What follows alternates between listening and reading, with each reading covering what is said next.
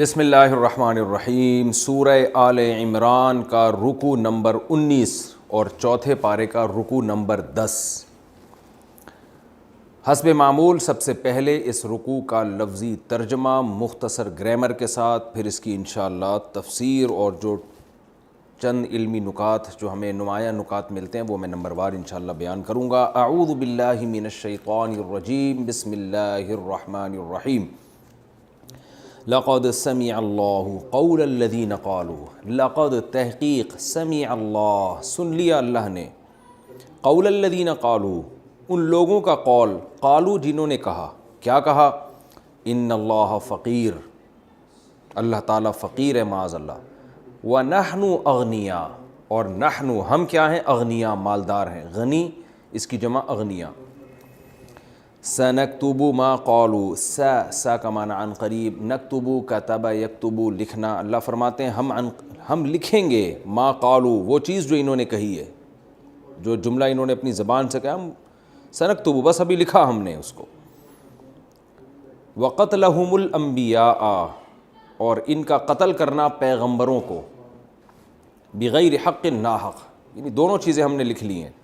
وَنَقُولُ اور ہم ان سے کہیں گے، ذُوقُوا چکھو، ذاق یذوقُ مذاقتاً چکھنا ذائقہ سے نکلا ہے، ہم اس سے کہیں گے ذُوقُوا عذاب الحریق، آگ کا، حرق عربی میں جلانے کو کہتے ہیں، ذُوقُوا عذاب الحریق جلانے والی آگ کا عذاب چکھو۔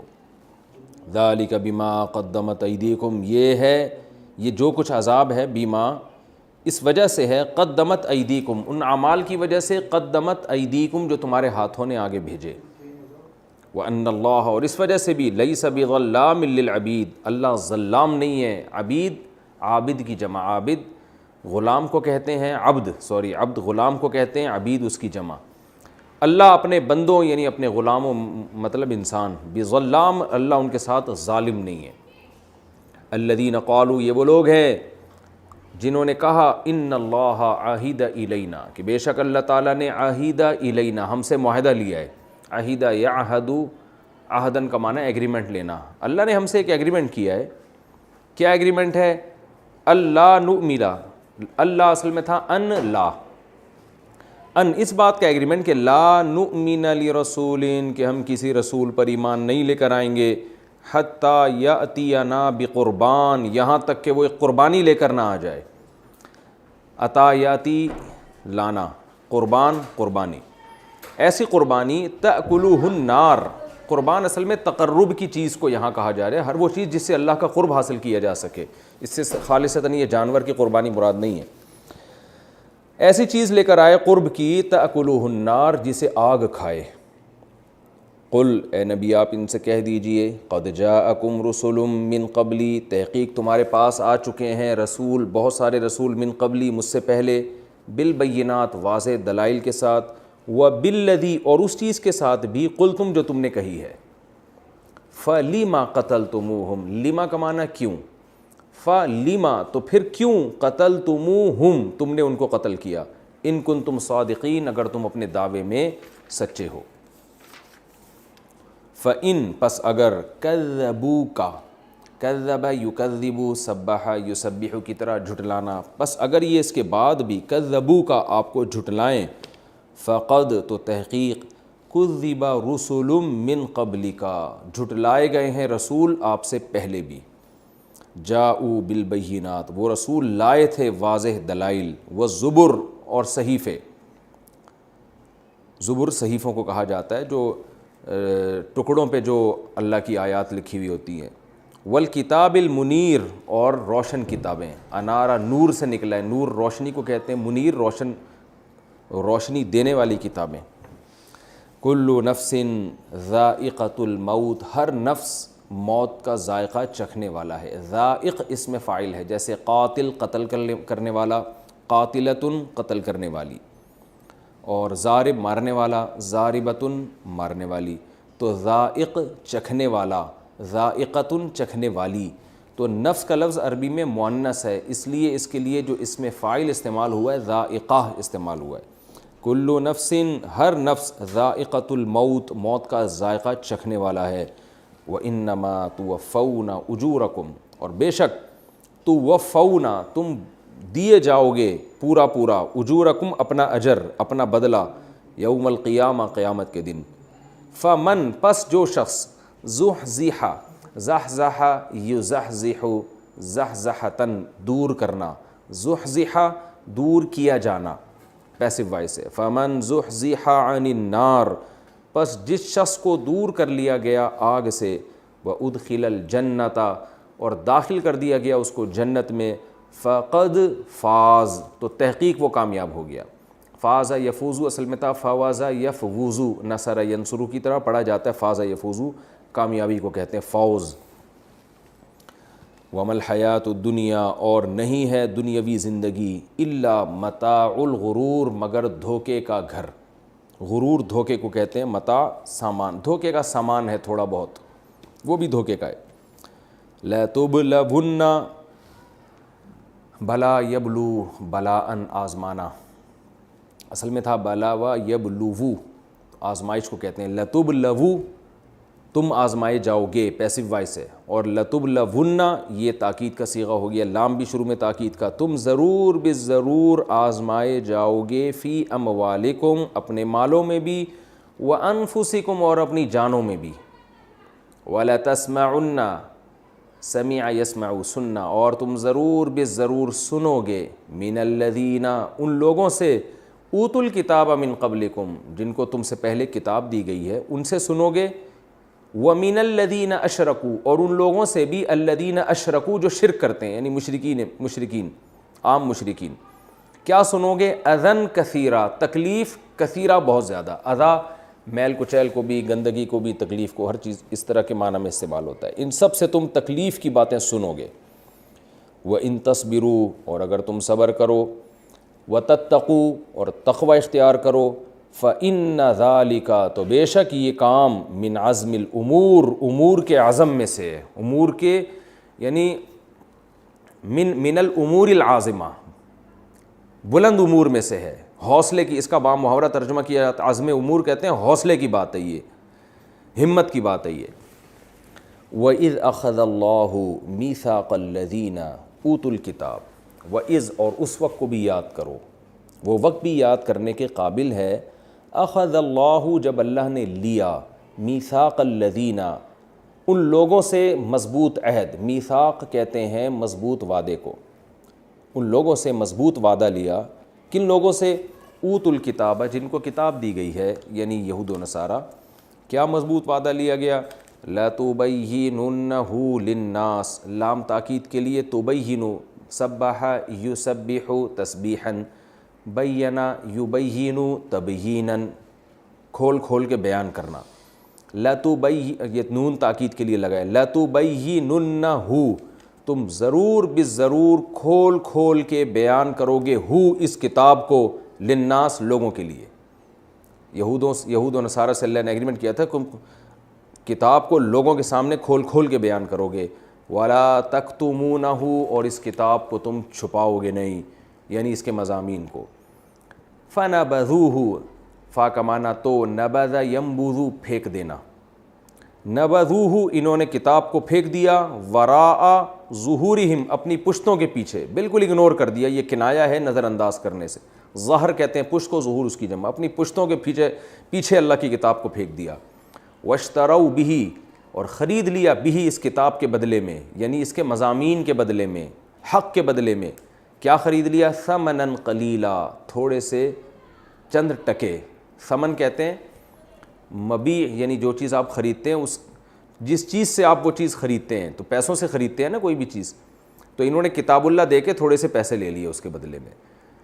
فبئس ما پس بہت ہی بری ہے وہ چیز، یشترون جو یہ خرید رہے ہیں، کتاب اللہ کے بدلے میں اس کے مضامین چھپا کے جو لوگوں سے ہدیے نذرانے لے رہے ہیں اور دنیاوی فائدہ اٹھا رہے ہیں، بہت ہی بری ہے یہ چیز۔ لا تحسبن الذین یفرحون ہرگز گمان نہ کریں، حسب یحسب گمان کرنا، لا تحسبن اے نبی آپ ہرگز گمان نہ کریں، یا اے مخاطب تم ہرگز گمان نہ کرو، الذین ان لوگوں کو، یفرحون جو خوش ہوتے ہیں، بیما ان چیزوں پر، اتو یعنی اتو ہو، مطلب یہ ہے ہو یہاں محذوف ہے، بیما اتو ہو ان چیزوں کے بارے میں جن کے پاس یہ آئے ہیں، یہ کنایا ہوتا ہے، کوئی کام جب کیا جاتا ہے نا تو عطا بھی کہا جاتا ہے، یہ شخص وہ کام کیا ہے، عطا بھی اس کو لایا ہے، یعنی کام کیا ہے اس نے۔ لا تحسبن الذین یفرحون بما اتوا، ہرگز گمان نہ کریں ان لوگوں پر جو خوش ہوتے ہیں ان اعمال سے جو وہ کر چکے ہیں، مراد اس سے برے اعمال ہیں، برے اعمال پہ خوش ہوتے ہیں۔ وَيُحِبُّونَ، اور محبت کرتے ہیں اس بات سے، لائک کرتے ہیں اس بات کو، پسند کرتے ہیں یہ بات کہ کیا بات، اَن يُحْمَدُوا، کہ ان کی تعریف کی جائے، حمیدہ یحمدو، حمدن تعریف کرنا، اور یحمدو سے یحمدو پیسو وائس بن جائے گا، ان کی تعریف کیا جانا۔ یہ چاہتے ہیں کہ ان کی تعریف کی جائے بیما، ان اعمال پر، لم یفعلوا، جو انہوں نے کیے نہیں ہیں، برے اعمال پہ یہ چاہتے ہیں کہ یہ خوش ہو جائیں، اور جو اچھے اعمال انہوں نے نہیں کیے ہیں تو یہ چاہتے ہیں کہ ان اچھے اعمال کی نسبت ان کی طرف کی جائے اور اس پہ یہ خوش ہو جائیں۔ تو یہ ترجمہ بنے گا، لا تحسبن الذین یفرحون بما اتوا، ہرگز گمان نہ کریں ان لوگوں کو کہ جو کام انہوں نے کیے ہیں اس پہ چاہتے ہیں کہ ہم خوش ہوں، اس پہ چاہتے نہیں، سوری، اس پہ یہ خوش ہوتے ہیں اور پسند کرتے ہیں اس بات کو کہ ان کی تعریف ان کاموں پہ کی جائے جو انہوں نے کیے نہیں ہیں۔ وَلَا تَحْسَبَنَّهُمْ، پس آپ ہرگز گمان نہ کریں ان کو، بِمَفَازَةٍ مِّنَ الْعَذَاب، کہ عذاب سے یہ ذرا بھی بچیں گے۔ مفازہ اور فوز ایک ہی چیز ہے، کامیابی، یعنی عذاب سے بچ کے یہ کامیاب ہو جائیں گے، تو آپ ہرگز یہ گمان نہ کریں۔ وَلَهُمْ عَذَابٌ عَلِيمٌ، ان کے لیے دردناک عذاب ہے۔ وَلِلَّهِ مُلْكُ السَّمَاوَاتِ وَالْأَرْضِ، اور اللہ ہی کے لیے ہے آسمانوں اور زمین کی بادشاہی۔ وَاللَّهُ عَلَىٰ كُلِّ شَيْءٍ قَدِيرٌ، اور اللہ تعالیٰ ہر چیز پر قدرت رکھتے ہیں۔ یہ ہو گیا جی اس رکوع کا لفظی ترجمہ اور مختصر گرامر بھی ہو گئی۔ اب ہم اس کی تفسیر کی طرف چلتے ہیں۔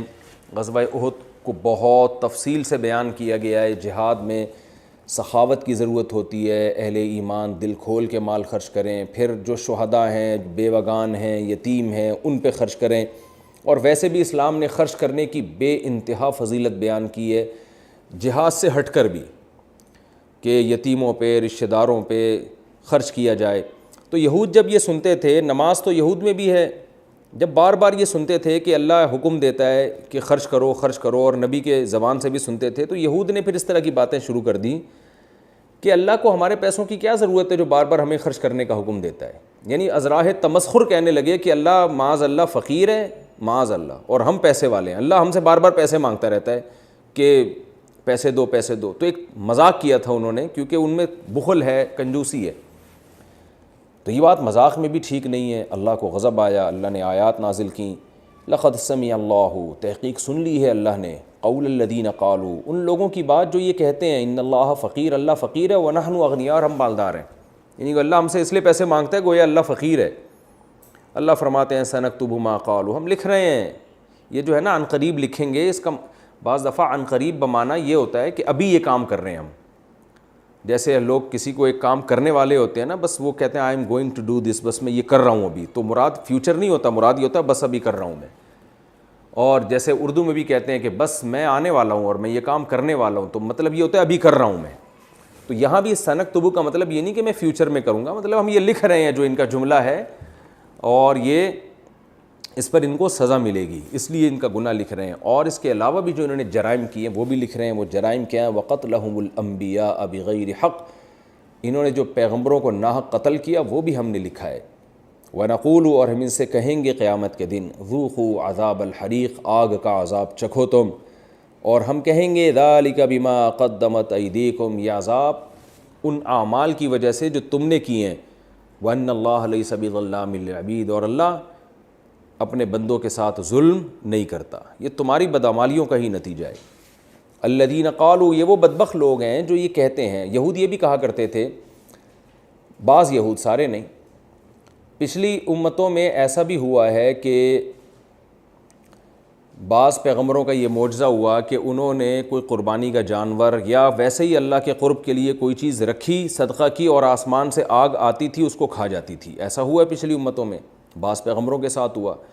قرآن میں آدم علیہ السلام کے دونوں بیٹوں کا تذکرہ ہے، قابیل اور حابیل، کہ قابیل کی قربانی قبول ہو گئی، آسمان سے آگ نے آ کے کھا لی، اور حابیل کی قبول نہیں ہوئی، تو حسد اور جیلسی کا شکار ہو گیا وہ۔ تو پہلے ایک یہ ہوا کرتا تھا بعض پیغمبروں کے ساتھ، لیکن یہ مطلب نہیں تھا کہ یہ کوئی پیغمبر کے لوازمات میں سے ہے کہ ہر پیغمبر کے ساتھ یہی معجزہ ہوگا۔ یہودیوں نے آپ صلی اللہ علیہ وسلم کی نبوت کے انکار کے لیے ایک بہانہ تلاش کیا۔ وہ بہانہ یہ تھا کہ بھئی اللہ نے تو ہم سے ایگریمنٹ لیا ہے کہ جب تک کوئی پیغمبر قربانی پیش نہ کرے اور آسمان سے آگ آ کے اس کو کھا نہ لے، اس وقت تک اس پیغمبر پہ ایمان نہیں لے کر آنا ہے۔ حالانکہ ایسا کوئی اللہ نے معاہدہ نہیں لیا تھا، بلکہ ہر پیغمبر کو مختلف قسم کے معجزے دیے گئے ہیں۔ تو یہود نے ایک جھوٹ تو یہ باندھا، تو اللہ نے اس کا بھی جواب دیا کہ اس کی کیا دلیل ہے، کہاں ہے وہ ایگریمنٹ، دکھاؤ، تورات میں دکھاؤ، انجیل میں دکھاؤ، کہاں لکھا ہوا ہے وہ۔ دوسری بات یہ کہ الزامی جواب بھی اللہ نے دیا کہ جو پیغمبر یہ معجزے لے کر آئے تھے تم ان کو کون سا فالو کر رہے ہو، ان کی تعلیمات کی بھی تو تم نے دھجیاں اڑائی ہیں، اور ان میں بہت سارے پیغمبروں کو تم نے قتل کیا ہے، تو اور اس کے علاوہ بھی پیغمبر معجزے لاتے رہے ہیں، تو تمہاری تو خصلت تھی پیغمبروں کے ساتھ ناانصافی کرنا۔ قرآن کہتا ہے الذین قالوا، یہ وہ لوگ ہیں جو کہتے ہیں ان اللہ عہد الینا، کہ اللہ نے ہم سے ایگریمنٹ لیا ہے، اللہ نؤمن لرسول، کہ ہم کسی پیغمبر پر ایمان نہیں لائیں گے حتی یاتینا بقربان، جب تک کہ وہ ایسی قربانی نہ لے آئے، یعنی قربان سے مراد اللہ کے تقرب کا ذریعہ، ایسی چیز نہ لے آئے تأکلہ النار، چاہے وہ صدقے کی رقم ہو، گوشت ہو، کچھ بھی ہو، کہ تأکلہ النار، کہ اسے آگ کھا لے، یعنی آسمان سے آ کے۔ یہ معجزہ جب تک ہم اپنی آنکھوں سے نہیں دیکھیں گے ایمان نہیں لے کر آئیں گے۔ تو اللہ نے جواب دیا قل قد جاءکم رسل من قبلی، اے نبی ان سے کہہ دیجئے مجھ سے پہلے بہت سے پیغمبر آئے ہیں بالبینات، واضح دلائل کے ساتھ، اس سے بھی زیادہ واضح معجزے تھے ان کے پاس، وبالذی قلتم، اور اس معجزے کے ساتھ بھی جو تم نے کہا ہے، یعنی آسمان سے آگ والا، فلم قتلتموہم، تو تم لوگوں نے ان کو قتل کیوں کیا تھا؟ تم سے مراد ہے کہ تمہارے باپ دادا، تو ظاہر ہے باپ دادا جو کام کرتے رہے ہوں اور اولاد اس پہ باپ دادا کو برا بھی نہ کہتی ہو، تو اس کا مطلب اولاد بھی اس کی ذمہ دار ہے پھر۔ تو فلم قتلتموہم، تم نے ان پیغمبروں کو قتل کیوں کیا تھا، ان کنتم صادقین، اگر تم سچے ہو۔ قرآن کی عادت ہے کہ من حیث القوم پوری قوم سے خطاب کرتا ہے، یہ نہیں ہوتا کہ ہر جرم قوم میں ہر فرد کرے، چند لوگ کریں اور باقی خاموش رہیں تو وہ بھی گویا اس جرم میں برابر کے شریک ہوتے ہیں، یا میجورٹی اگر خاموش ہے اور چند لوگ میجورٹی اگر ان کی ہاں میں ہاں ملا رہی ہے گناہ میں اور تھوڑے سے لوگ خاموش ہیں، تو قرآن پھر میجورٹی کی طرف نسبت کرتا ہے۔ فَإِن كَذَّبُوكَ، نبی کو آگے تسلی دی جا رہی ہے کہ اے نبی اس جواب کے بعد بھی اگر یہ آپ کا انکار کرتے ہیں تو آپ غم نہ کریں، فَقَدْ كُذِّبَ رُسُلٌ مِّن قَبْلِكَ، آپ سے پہلے بھی پیغمبروں کو جھٹلایا گیا ہے، جاؤ بالبینات، جو پیغمبر واضح دلائل کے ساتھ آئے، والزبر، صحیفوں کے ساتھ آئے، والکتاب المنیر، روشن کتابوں کے ساتھ آئے، وہ کتابیں خود ان پیغمبروں کی نبوت کی دلیل تھیں، پھر بھی جھٹلایا ہے۔ تو آپ کا انکار کرنا یہ کوئی اچھمبے کی بات نہیں ہے، انسان کو تسلی ہوتی ہے کہ جو ظلم ہوتا رہا ہے ہمیشہ سے، اگر وہ ظلم آپ پر بھی ہو تو آپ کو یہ سوچ کے تسلی ہوتی ہے کہ میں کوئی اس معاشرے میں اکیلا نہیں ہوں، بلکہ اور بھی یہ پہلے ہو چکا ہے، تو یہ بھی تسلی کا ایک طریقہ ہوتا ہے۔ کل نفس ذائقۃ الموت، دوسری طرح سے تسلی دی جا رہی ہے کہ ہر نفس نے موت کا ذائقہ چکھنا ہے۔ یہ دنیا میں آپ جو آزمائشوں میں ہیں اور یہ مخالفت پہ مخالفت کیے جا رہے ہیں، تو آپ غم نہ کریں، ہر نفس نے موت کا ذائقہ چکھنا ہے۔ وَإِنَّمَا تُوَفَّوْنَ أُجُورَكُمْ يَوْمَ الْقِيَامَةِ، اور اے انسانوں تمہیں تمہارے اعمال کا پورا بدلہ دے دیا جائے گا قیامت کے دن۔ جو اچھا کر رہا ہے، برا کر رہا ہے، اسلام کی مخالفت کر رہا ہے، اسلام کی حمایت کر رہا ہے، یہ سب آخرت میں حساب اللہ چکانے والا ہے، تو دنیا کی زیادہ ٹینشن نہ لیا کرو۔ فمن زحزح عن النار، اور اللہ کے ہاں ایک قاعدہ ہے، کلیہ ہے، کہ اللہ کے ہاں کامیابی اور ناکامی کا معیار وہ نہیں ہے جو تم سمجھتے ہو، اس کے علاوہ ہے۔ وہ علاوہ کیا ہے؟ فمن زحزح عن النار، جس کو آگ سے بچا لیا گیا، وادخل الجنہ، اور جنت میں داخل کر دیا گیا، فقد فاز، تحقیق وہ کامیاب ہے۔ اللہ ہمیں بھی اس فہرست میں شامل فرما لے۔ رہا مسئلہ دنیا کا، تو ہم تو کہتے ہیں کہ اللہ نہیں، دنیا میں گاڑی ہو، بنگلہ ہو، صحت ہو اور خوشحال زندگی ہو، اور جو ہے نا جو ایک دنیا میں ایک معیار سمجھا جاتا ہے، تو اصل کامیابی تو یہ ہے۔ اللہ نے اگلی آیت میں اس کا جواب دیا، فرمایا نا وَمَا الْحَيَاةُ الدُّنْيَا، نہیں ہے دنیاوی زندگی، إِلَّا مَتَاعُ الْغُرُورِ، مگر دھوکے کا سامان۔ کیا مطلب؟ تمہیں ایسا لگ تو رہا ہے کہ یہ دنیا کامیابی کی جگہ ہے، مگر ہم پہلے بتا دیں یہ دھوکے کا سامان ہے۔ کیوں؟ یہ فنا ہونے والی چیزیں ہیں، یہ بہت جلد تم سے چھن جائیں گی۔ ہم مانتے ہیں کہ چھن جائیں گی، لیکن ہمارا دنیا میں رہنے کا انداز ایسا نہیں ہے جس سے ہمیں لگتا ہو کہ یہ چھن جائیں گی. تو یہ دھوکہ دیتی ہے. جیسے کسی چیز پہ آپ مزین چادر چڑھا دیں کسی بدصورت پہ، تو ایسا لگے گا جیسے یہ بدصورت چیز بہت خوبصورت ہو گئی ہے، لیکن حقیقت میں نہیں. تو جو فنا کا لیبل اس دنیا پہ لگا ہے، یہ اس کی وجہ سے اس دنیا کی ویلیو ختم ہو گئی ہے. لیکن پھر بھی انسان اس فنا کا جو لیبل لگا ہوا ہے اس سے انسان اندھا ہو جاتا ہے اور اس کی ظاہری چمک دھمک کو دیکھ کر متاثر ہوتا ہے. رہا مسئلہ آزمائشوں کا، تو اللہ فرماتے ہیں لَتُبْلَوُنَّ فِي أَمْوَالِكُمْ، کہ جنت میں جانے سے پہلے لَتُبْلَوُنَّ، اللہ تمہیں تمہارے مالوں میں بھی آزمائے گا. مال کا نقصان بھی ہو سکتا ہے تمہیں، وَأَنفُسِكُمْ، تمہاری جانوں کا نقصان بھی ہو سکتا ہے، جیسے غزوہ احد میں بہت نقصان ہوا. وَلَا تَسْمَعُنَّ مِنَ الَّذِينَ أُوتُوا الْكِتَابَ مِنْ قَبْلِكُمْ وَمِنَ الَّذِينَ أَشْرَكُوا. اور کافروں کی دو قسمیں، ایک اہل کتاب اور ایک اہل کتاب کے علاوہ. دونوں قسم کے کافروں سے تم اذن کثیرہ، سخت تکلیف دہ چیزیں سنو گے. تمہارے خلاف پروپیگنڈا ہوگا، تمہیں بدنام کرنے کی کوشش کی جائے گی. آپ دیکھیں آج بھی سوشل میڈیا پہ کہیں مسلمانوں پہ دنیا میں ظلم ہوتا ہے تو اس کو تو کوئی نمایاں نہیں کیا جاتا. مسلمان کہیں کسی پہ تھوڑا سا بھی ظلم کرے تو ایک ایسا بنا کے پیش کیا جاتا ہے کہ جیسے اسلام ٹوٹلی ہے ہی A to Z دہشت گردی کے علاوہ کچھ سکھاتا ہی نہیں ہے. تو اللہ فرماتے ہیں تم اہل کتاب سے اور اہل کتاب کے علاوہ مشرکین سے سخت تکلیف کی چیزیں سنو گے، لیکن کیا کرنا ہے؟ وَإِن تَصْبِرُوا، اگر تم صبر سے کام لوگے، وَتَتَّقُوا، اور تقوی اختیار کرو گے یعنی شریعت پہ چلو گے، فَإِنَّ ذَلِكَ مِنْ عَزْمِ الْأُمُورِ، تو اللہ پہلے سے بتائیں بڑے حوصلے کی بات ہے. اس کا اجر اللہ نے نہیں بتایا، اس میں اشارہ دے دیا کہ جو بڑا کام ہے اس کا اجر بھی بڑا ہوتا ہے. تو جب اللہ مان رہا ہے کہ یہ بہت بڑا کام ہے تو اس میں اللہ نے گویا بشارت دے دی ہے کہ پھر اس کا اجر بھی تمہیں بہت بڑا ملنے والا ہے.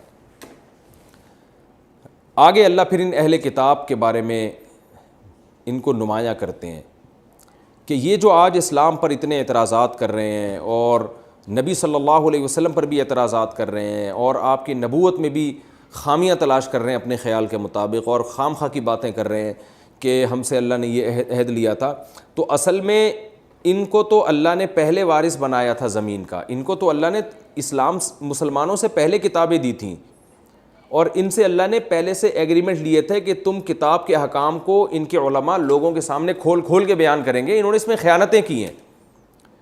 تو اب یہ کیسے کہتے ہیں کہ اسلام غلط مذہب ہے اور قرآن صحیح نہیں ہے؟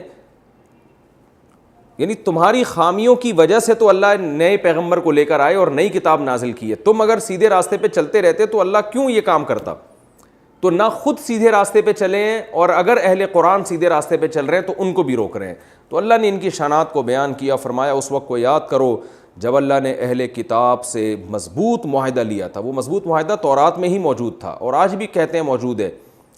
تو وہ مضبوط ایگریمنٹ اس میں موجود تھا. وہ کیا تھا؟ لَتُبَيِّنُنَّهُ لِلنَّاسِ، تم نے تورات کے احکام اور انجیل کے احکام کو لوگوں کے سامنے کھول کھول کے بیان کرنا ہے. اس میں سیاست سے کام نہیں لینا، اس میں مفاد پرستی سے کام نہیں لینا. جو اللہ اس کے رسول کے حکام ہے اس کو کھول کے بیان کرنا ہے. وَلَا تَكْتُمُونَهُ، اس کو چھپانا نہیں ہے.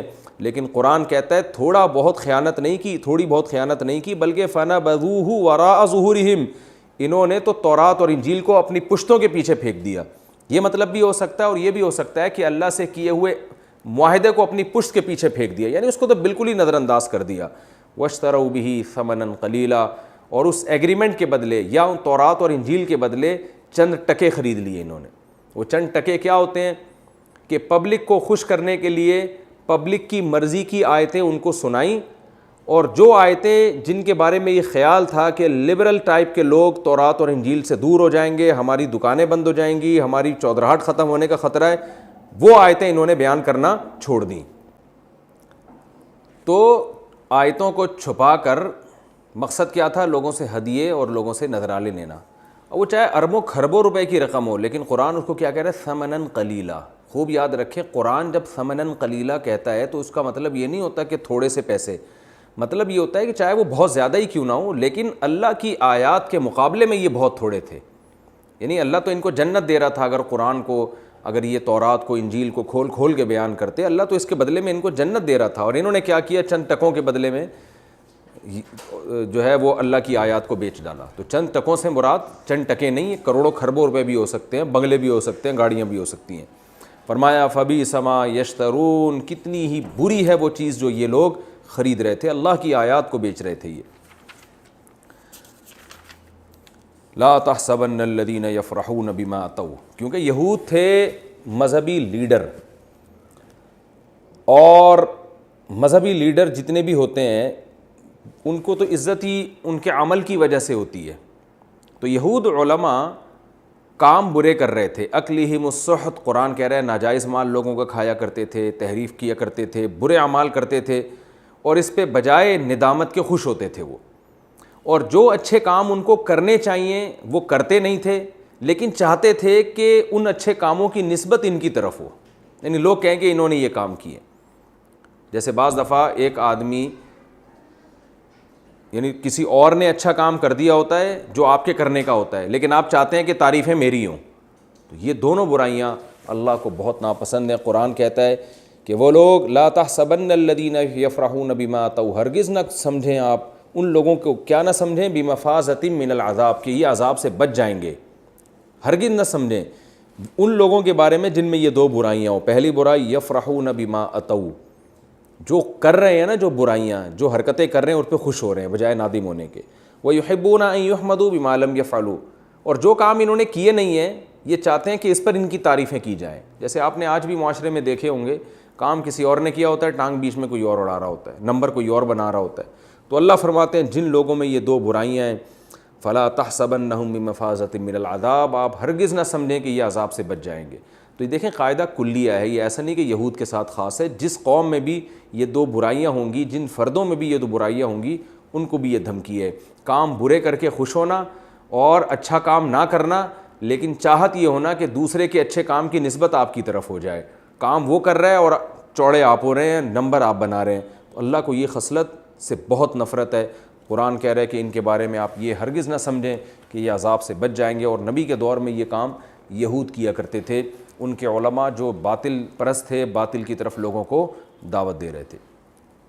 آگے اللہ کا ارشاد ہے وَلِلَّهِ مُلْكُ السَّمَاوَاتِ وَالْأَرْضِ، اللہ ہی کے لیے ہے آسمانوں اور زمین کی بادشاہی، اور اللہ ہر چیز پر قدرت رکھتا ہے. تو اس میں بھی تسلی ہے کہ سب نے اللہ کی طرف جانا ہے، اختیارات اللہ کے پاس ہیں، تو تم نے خوش اللہ کو رکھنا ہے. یہ تو اس رکوع کی تفسیر ہو گئی.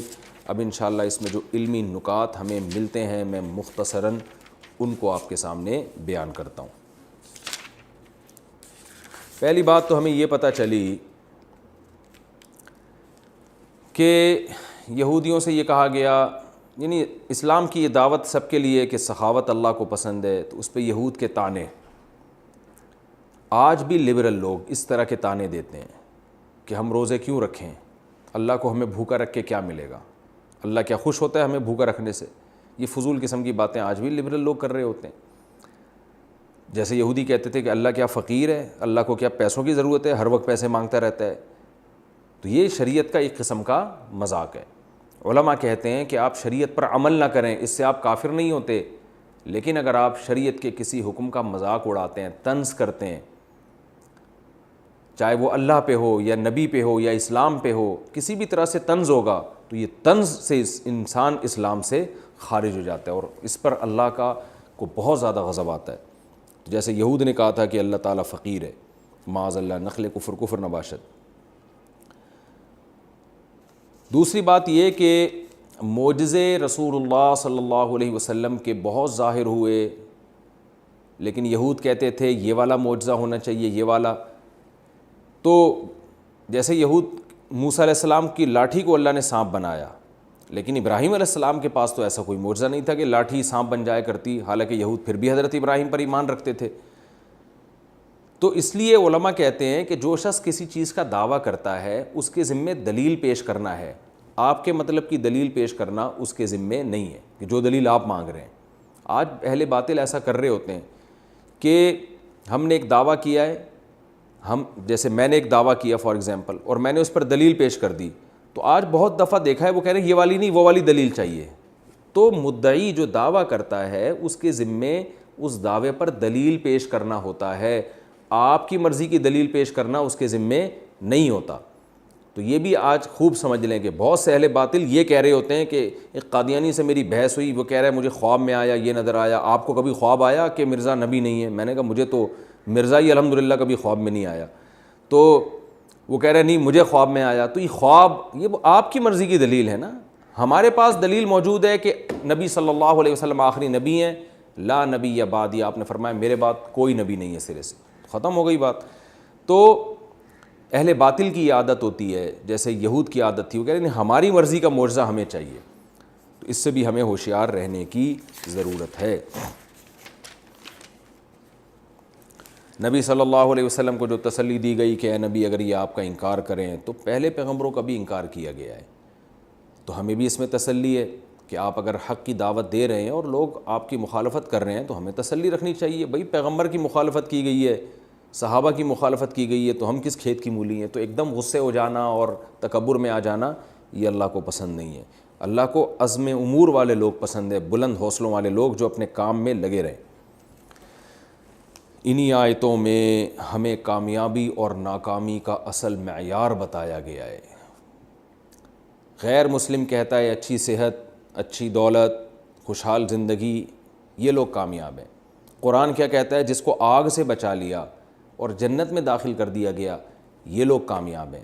اور دنیاوی کامیابی کے بارے میں قرآن نے 2 لفظوں میں اس کو حل کر دیا، متاع الغرور، دھوکے کا گھر ہے۔ اس سے کبھی بھی آپ متاثر ہونے کی کوشش نہ کریں۔ آج لوگ دیکھتے ہیں کہ فلاں اتنا مشہور، فلاں کے پاس ایسی گاڑی، فلاں کے پاس یہ دولت، اور پھر چاہتے ہیں کہ کاش ہم بھی ایسے ہوتے۔ تو شاعر نے اس پہ کہا ہے کہ ارے یہ کیا ظلم کر رہا ہے کہ مرنے والوں پہ مر رہا ہے، جو دم حسینوں کا بھر رہا ہے، بلند ذوق نظر نہیں ہے۔ تیرا ذوق نظر بہت پست ہے، بلند نہیں ہے تیرا ذوق نظر۔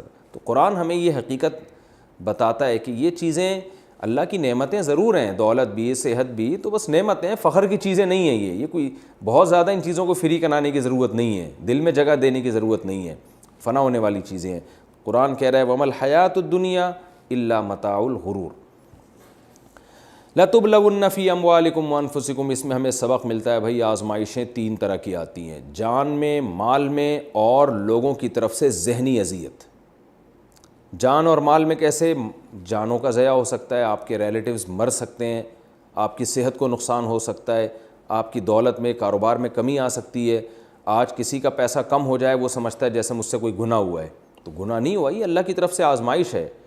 غربت آ جانا آپ کے گناہوں کی سزا نہیں ہے، کاروبار چھوٹ جانا آپ کے گناہوں کی سزا ضروری نہیں ہے کہ آپ کے گناہوں کی سزا ہو، بلکہ اللہ تعالیٰ آپ کو بنانا چاہتا ہے۔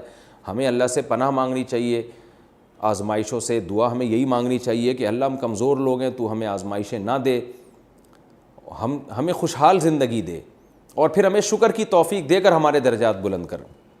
لیکن اگر اللہ نہ کرے آزمائش آ گئی تو پھر یہ سوچ کے ہمیں صبر کرنا چاہیے، بھئی یہ تو اللہ تعالیٰ کی عادت ہے، اللہ نے صحابہ کو، پیغمبروں کو آزمایا تو ہمیں بھی اللہ نے آزما لیا تو کیا ہوا، بس صبر کی توفیق مانگنی چاہیے۔ تو فرمایا اور ذہنی اذیت بھی ہوگی، کن لوگوں سے؟ جو آپ کے مخالفین ہیں، وہ پروپیگنڈا کر کے آپ کے خلاف تحریریں لکھ کے، مختلف میڈیا کے ذرائع استعمال کر کے آپ کو جو ہے وہ طنز کریں گے، اور جس سے آپ کو ذہنی کوفت ہوگی۔ یہ بھی ایک نیچرل عمل ہے، انسان کو تکلیف ہوتی ہے، لیکن اس میں ہمیں حوصلہ نہیں ہارنا چاہیے، کیونکہ قرآن کہہ رہا ہے تم اس کنڈیشن میں اگر تم صبر اختیار کرو گے اور شریعت پہ چلو گے تو یہ بڑے حوصلے کی بات ہے۔ اللہ نے یہود و نصارہ سے معاہدہ کیا تھا کہ تورات اور انجیل کو لوگوں کے سامنے کھول کھول کے بیان کرنا ہے۔ یہ معاہدہ اللہ نے آج اہل اسلام سے بھی لیا ہے، کیونکہ قرآن میں جو وعدے، جو معاہدے یہود و نصارہ کے لیے ہیں، اس پر امت کا اجماع ہے کہ وہی اس امت کے لیے بھی ہیں۔ تو دیکھیں اس امت کے علماء نے قرآن کو کھول کھول کے بیان کیا، تبھی آج قرآن ہمارے پاس اصل شکل میں محفوظ ہے۔ اس سے یہ بھی پتہ چلتا ہے کہ اللہ کو اپنی کتاب سے اتنی محبت ہے کہ اللہ یہ چاہتے ہیں کہ اسے لوگوں کے سامنے کھول کھول کے بیان کیا جائے۔ تو یہ جو درس قرآن ہیں، تفسیر کے لیکچر ہیں، ہماری نظر میں شاید اس کی ویلیو نہ ہو، لیکن اللہ کی نظر میں اس کی بہت ویلیو ہے۔ اور جو علماء کھول کھول کے بیان کرتے ہیں، اگر وہ اخلاص کے ساتھ یہ کام کر رہے ہیں تو سوچیں اللہ کی نظر میں کتنا بڑا مقام ہوگا۔ اور جو عوام علماء سے سیکھ کر قرآن کو لوگوں کے سامنے کھول کھول کے بیان کرتی ہے، جو لوگ یہ کام کرتے ہیں، ان کی بھی اللہ کی نظر میں بہت ویلیو انشاءاللہ ہوگی۔ میں نے پہلے دن جو لیکچر ریکارڈ کروایا تھا اس میں یہ بات آپ سب حضرات سے کہی تھی کہ آپ صرف سیکھنے کی نیت سے نہ سیکھیں, آپ آگے ٹیچنگ کی نیت سے یہ لیکچر میں آپ شرکت کریں. آپ اس نیت سے یہ لیکچر سنیں. یہ جو میرے شروع کے 8 لیکچر گرامر کے اور پھر تفسیر کے, یہ اگر آپ پراپر وے میں سنتے رہیں گے اور آگے ٹیچ کرتے رہیں گے, انشاءاللہ آپ کا ذہن بھی کھلے گا, آپ کو قرآن میں بہت مہارت ہوگی. نماز میں جب آپ قرآن سنیں گے تو آپ کو تراویح میں سمجھ میں آئے گا قرآن انشاءاللہ, اور ساتھ ساتھ آپ آگے پڑھائیں بھی تاکہ آپ کی خیر آگے دنیا میں پھیلے. کیونکہ اللہ کو یہ پسند ہے کہ لوگوں کے سامنے کھول کے بیان کرنا, اور لوگوں کے سامنے اس کو اپنے مفاد کی آیتیں سنانا, اور جو اپنے خلاف جا رہی ہیں وہ چھپانا یا لوگوں کا خیال کرنا, یہ یہود و نصارہ کے علماء کا کام تھا. اور یہ جرم آج بھی ہو رہا ہے. آج بھی ایسے لیکچرار موجود ہیں جو قرآن کی آیتوں کو گھماتے ہیں, تحریفیں کرتے ہیں. نام لینے کی ضرورت نہیں ہے, مشہور فتنہ پرست لوگ ہیں جو لوگ سن رہے ہیں, ان کو بھی وہ پراپر عالم بھی نہیں ہیں, اور پھر ان میں کچھ عالم ہیں لیکن تحریفات کرتے ہیں. کچھ دن پہلے ایک صاحب نے رسالہ دیا مجھے, قرآن کی آیتوں کی اتنی غلط, طلاق کے پورے مسائل ہی انہوں نے تبدیل کر دیے تھے. صرف لبرل لوگوں کو خوش کرنے کے لیے یہ لوگ یہ کام کر رہے ہیں. تو آپ قرآن پراپر سیکھیں. دیکھیں ہم تو سکھا رہے ہیں, اس میں میرا اپنا تو کچھ ہو نہیں سکتا, کیونکہ یہ تو لفظی ترجمہ میں کر رہا ہوں اور گرامر آپ کو بتا رہا ہوں, تو اس میں اور پھر میں زیادہ تفصیل بھی نہیں جا رہا, میں تو ٹو دا پوائنٹ آیت کی تفسیر کر رہا ہوں. تو میرا خیال ہے اللہ سے ہمیں امید ہے کہ شاید اللہ اس کو اس لیے قبول کر لے, اس میں اس طرز بیان میں تحریف کا چانس ہی نہیں ہے شاید. تو آپ نے بھی اسی طرز میں آگے لوگوں کو قرآن سکھانا ہے, اس کی نیت کر لیں, کیونکہ اللہ کو یہ ادا بہت پسند ہے. لَتُبَيِّنُنَّهُ لِلنَّاسِ, کیونکہ دیکھیں عوام ڈائریکٹ, کیونکہ عوام کی زبان عربی نہیں ہے, پھر صرف عربی آنا کافی نہیں ہے, اس کا شان نزول پتہ ہو, صحیح احادیث پتہ ہو کہ یہ اس آیت کی اصل تفسیر ہے کیا, کون سی آیت منسوخ ہے, کون سی بعد میں نازل ہوئی. یہ تو آپ کو پراپر علماء سے آپ کو پتہ چلیں گے نا, خود صرف ترجمہ پڑھنا شروع کر دیں گے اس سے نہیں پتہ چلتا. تو پراپر وے میں قرآن کو سیکھنا بھی ہے اور پراپر وے میں قرآن کو آگے پڑھانا بھی ہے, کیونکہ عام لوگ نہیں سمجھ پاتے قرآن کی حقیقی منشا کیا ہے, وہ صرف ترجمے سے سمجھ میں نہیں آتی. تو اس لیے میں نے اس کو فوکس کیا ہے کہ آپ قرآن مجید کی گرامر پہ بھی کچھ نہ کچھ عبور حاصل کریں, اور پھر تاکہ آپ کو قرآن کی زبان میں سمجھ میں آئے. اور آخر میں یہ جو آیت ہے کہ بہت سے لوگ دنیا میں ایسے ہیں کہ اچھا کام کیا نہیں ہوتا لیکن وہ چاہتے ہیں کہ نسبت میری طرف کی جائے, تو یہ بھی برا عمل ہے, ہمیں اس سے بچنا چاہیے. آج یہ ہو رہا ہے, دیکھا ہوگا کہ ہر آدمی, یعنی بہت سے لوگ یہ چاہتے ہیں کہ دوسرے کے کام کو جو ہے نا ہمارے کھاتے میں ڈالا جائے. تو اگر ہم میں سے کسی کے اندر یہ خصلت ہے تو ہمیں اس سے توبہ کرنی چاہیے, خود بتا دینا چاہیے بھئی یہ میری خوبی نہیں ہے. اس میں یہ بہت ہوتا ہے کہ دوسروں کی تحقیقات لوگ اپنے نام سے شائع کر دیتے ہیں, دوسرے کی کوئی ریسرچ ہوتی ہے اپنے نام سے اس کو وہ کر دیتے ہیں, تو یہ بھی اسی میں داخل ہے کہ آپ دوسرے کی محنت کو اپنے حق میں کیش کرا رہے ہیں. اللہ تعالی ہمیں سمجھنے کی, عمل کی توفیق عطا فرمائے. اس کے بعد سورہ آل عمران کا رکوع نمبر 19 اور چوتھے پارے کا رکوع نمبر, یہ کون سا رکوع ہے, 11 ہوگا انشاءاللہ. میں ایک منٹ ذرا دیکھ لوں, ایک منٹ. ہاں, رکوع نمبر 11 ہوگا انشاءاللہ چوتھے پارے کا, اور سورہ آل عمران کا رکوع نمبر 20 ہوگا انشاءاللہ, اور یہ آل عمران کا آخری رکوع ہوگا. تو اس کے بعد سورہ آل عمران ختم ہو رہی ہے. اللہ تعالیٰ سے دعا ہے اللہ سمجھنے کی, عمل کی توفیق عطا فرمائے. وما علینا الا البلاغ.